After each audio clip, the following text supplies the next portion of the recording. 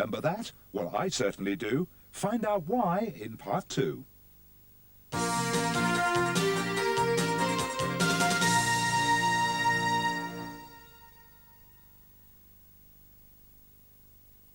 Well, that's a round-up now. Time to meet someone you probably feel very familiar with, but you won't even recognise. Know the voice?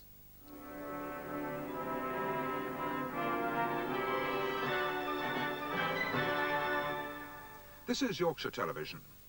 Now at midday, we join ITN for the news. But fun and games now with Rob Buckman and Celia Hoyles, who get themselves all in a tangle with a pair of boxer shorts.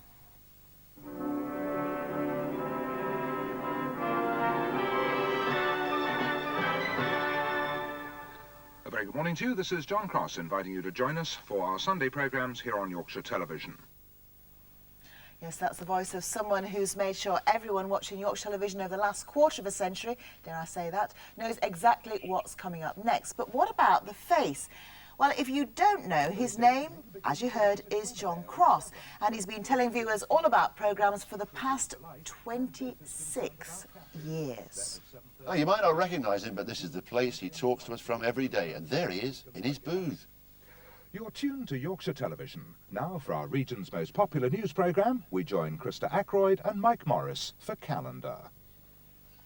And here he is, the man himself. 26 years, now you're retiring, and we finally get to see the face, John. Well, I think after 26 years, that's probably quite a good thing. Would you have wanted to have seen it over the last 26 years? Who knows? That voice is fantastic. You could talk to us all day. How do you get a voice that sort of smooth? Is it lots of practising? Probably a fairly hard life, Christa, I think. Which you know is not true. No, but seriously, I mean, you know, did you work on your voice? Because I know you did pirate radio, you worked for, dare we say it, the BBC, you worked for all sorts of people. Did you have to work on it, or was it just there? Well, not really. I sort of got into broadcasting with the Pirates, and I started off with Radio London on the sales team, and I was sent down to the boat to administrate. And I mean, I had no intentions of actually going on air.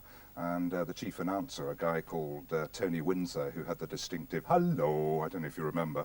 No, it's we're far too young Oh, for that. okay, yes. Here. Here come the jibes. But he said to me one day it had been very rough weather and the tender couldn't get out to relieve the crew, and he said, right, you've got a good voice, you're reading the news tomorrow. So I literally went on air the next day. The only problem was being sort of thoroughly nervous, and at the end of the news bulletin I went through to the controller and said, how was that? And he said, oh, that was great, John.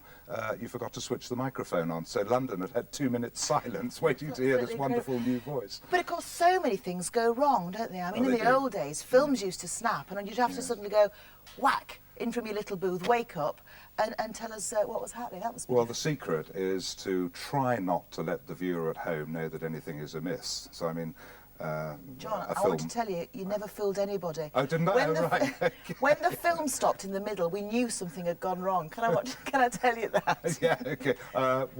Yes.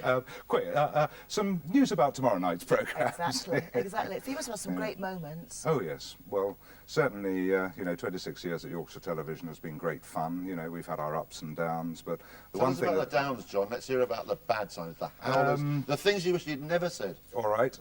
Slow, consistent drivel instead of drizzle in the weather forecast. That sounds like calendar, doesn't Yes, it? he's Slow, consistent drivel with Mike and Christa.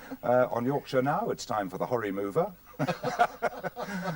You know, lots of little things like that. And on Radio 4 once, years ago, I think I read the previous day's weather forecast, and somebody handed me the right one. I said, well, that was a look at yesterday's forecast. Now today's, and just carried on. That was going into the world at one with William Hardcastle all those years ago. We've enjoyed hearing you. Have a happy retirement. We'll miss that voice, you know. Perhaps we could ring you and you could talk to us over the airwaves. All right. With pleasure. Cheers, John. Thank you. Bye-bye. Yeah, it's a man who'd have the women swooning. He would, He wouldn't didn't look at shoving me in front of a camera and leave him behind it. It's absolute nonsense, isn't it? Now then, after years in the television wilderness, the Miss World